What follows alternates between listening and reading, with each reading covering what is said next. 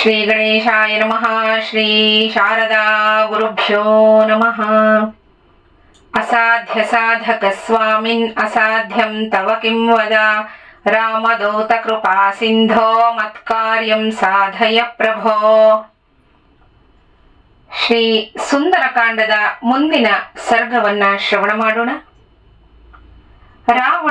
ರಾವಣನ ಕಡೆಯ 5 ಸೇನಾಪತಿಗಳು ಹತರಾದ್ರು ಅನ್ನೋ ವಾರ್ತೆಯನ್ನ ಕೇಳಿ ರಾವಣ ಯುದ್ಧಕ್ಕೆ ಹೋಗೋಕೆ ಸಜ್ಜಾಗಿ ತನ್ನ ಮುಂದೆ ನಿಂತಿದ್ದ ಅಕ್ಷಕುಮಾರನನ್ನ ನೋಡ್ದ. ಅಕ್ಷಕುಮಾರ ರಾವಣನ ಮಗ. ಸುವರ್ಣದಿಂದ ಚಿತ್ರಿತವಾಗಿದ್ದ ಧನಸ್ಸನ್ನ ಧರಿಸಿದ್ದ ಅಕ್ಷಕುಮಾರ ಯಜ್ಞೇಶ್ವರನಂತೆ ರಾವಣನ ಆ ಮಹಾಸಭೆಯಲ್ಲಿ ನಿಂತಿದ್ದ. ರಾವಣನ ಆಜ್ಞೆಯಂತೆ ಚಿನ್ನದ ಜಾಲರಿಗಳಿಂದ ಸಮಾವೃತವಾಗಿದ್ದ ರಥದಲ್ಲಿ ಕೂತು ಮಹಾಕಪಿಯ ಬಳಿಗೆ ಹೊರಟ. ಅಕ್ಷಕುಮಾರ ತಪಸ್ಸನ್ನ ಮಾಡಿ ಆ ರಥವನ್ನ ಪಡ್ಕೊಂಡಿದ್ದ. ಮನೋವೇಗಕ್ಕೆ ಸಮಾನವಾದ ವೇಗವುಳ್ಳ 8 ಕುದುರೆಗಳನ್ನ ಆ ರಥಕ್ಕೆ ಹೂಡಿದ್ರು.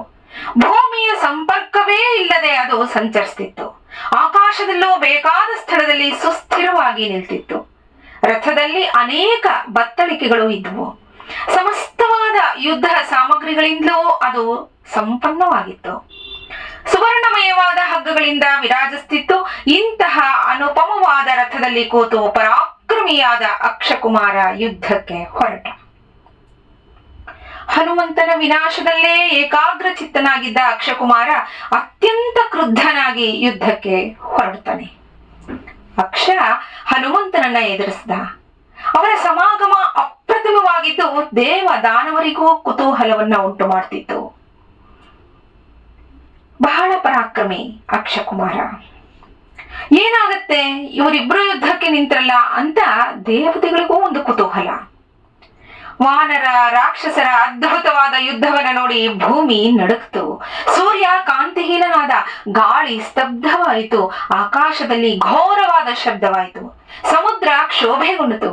ಬಾಣ ಪ್ರಯೋಗದಲ್ಲಿ ರಾವಣನ ಕುಮಾರ ಪ್ರಾವೀಣ್ಯತೆಯನ್ನ ಹೊಂದಿದ್ದ. ವಿಷ ಸರ್ಪಗಳಂತಿದ್ದ 3 ಬಾಣಗಳನ್ನ ಹನುಮಂತನ ತಲೆಗೆ ಗುರಿ ಇಟ್ಟು ಹೊಡೆದ.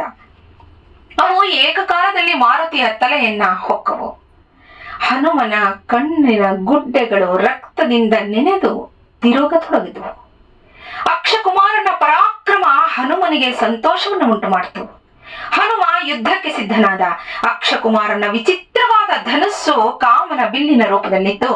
ಅವನು ದಾಷ್ಟ್ಯದಿಂದ ಹನುಮಂತನ ಮೇಲೆ ಸತತವಾಗಿ ಬಾಣಗಳ ಮಳೆಗರಿತಿದ್ದ. ಹನುಮಂತನ ತೋಳು ಮತ್ತು ಭುಜಗಳಲ್ಲಿ ಗಾಯಗಳಾದವು.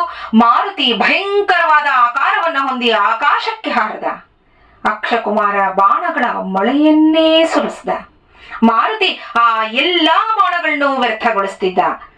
ಧನುಸ್ಸನ್ನ ಹಿಡಿದು ನಾನಾ ವಿಧವಾದ ಶ್ರೇಷ್ಠ ಬಾಣಗಳಿಂದ ಆಕಾಶವನ್ನೇ ಮುಚ್ಚುತ್ತಿದ್ದ ಅಕ್ಷಕುಮಾರನನ್ನ ಹನುಮಂತ ಗೌರವ ಭಾವದಿಂದಲೇ ನೋಡ್ತಾ ಅವನನ್ನ ಹೇಗೆ ಸಂಹರಿಸೋದು ಅಂತನೂ ಕ್ಷಣಕಾಲ ಚಿಂತಿಸಿದ.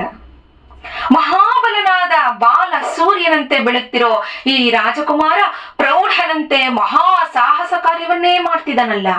ಸಮಸ್ತವಾದ ಯುದ್ಧ ಪ್ರಕ್ರಿಯೆಗಳನ್ನೂ ತಿಳಿದಿರೋ ಇವನನ್ನ ಸಂಹರಿಸೋಕೆ ಮನಸ್ಸೇ ಬರ್ತಿಲ್ವಲ್ಲ. ಇವನು ಏಕಾಗ್ರ ಚಿತ್ತನಾಗಿದ್ದಾನೆ. ಯುದ್ಧದಲ್ಲಿ ಎದುರಾಳಿಯ ಪ್ರಹಾರವನ್ನ ಸಹಿಸಿಕೊಳ್ಳೋ ಸಾಮರ್ಥ್ಯವುಳ್ಳವನಾಗಿದ್ದಾನೆ.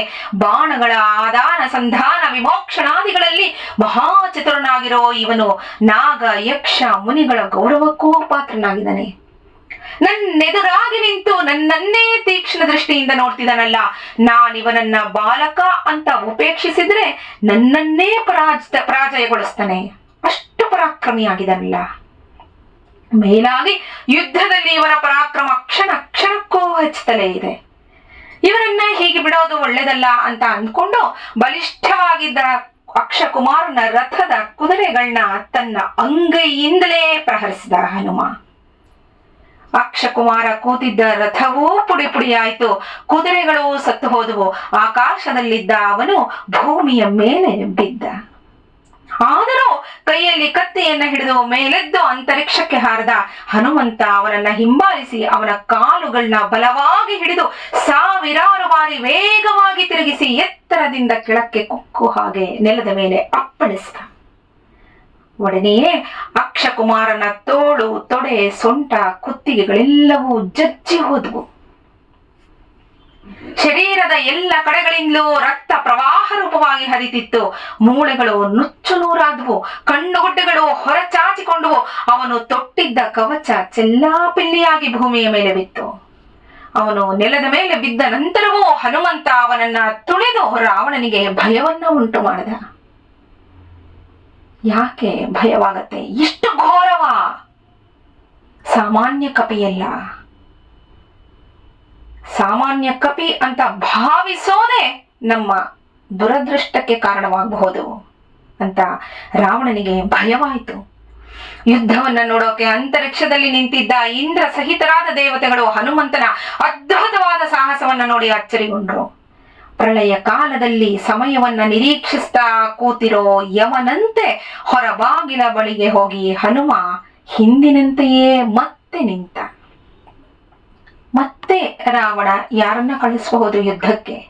ಆದಷ್ಟು ರಾಕ್ಷಸರನ್ನ ಸಂಹಾರ ಮಾಡಿ ಕಿಷ್ಕಿಂಧೆಗೆ ಹೋಗ್ಬೇಕು ಅನ್ನೋ ಒಂದು ಮನಸ್ಸಿನ ಚಿಂತನೆ ಹನುಮನನ್ನ ಕಾಡುತ್ತಾನೇ ಇತ್ತು. ನಾಳೆ ಮುಂದಿನ ಸರ್ಗವನ್ನು ಶ್ರವಣ ಮಾಡೋಣ. ಶ್ರೀರಾಮ ಜಯ ರಾಮ, ಜಯ ಜಯ ರಾಮ. ನಮಸ್ಕಾರ.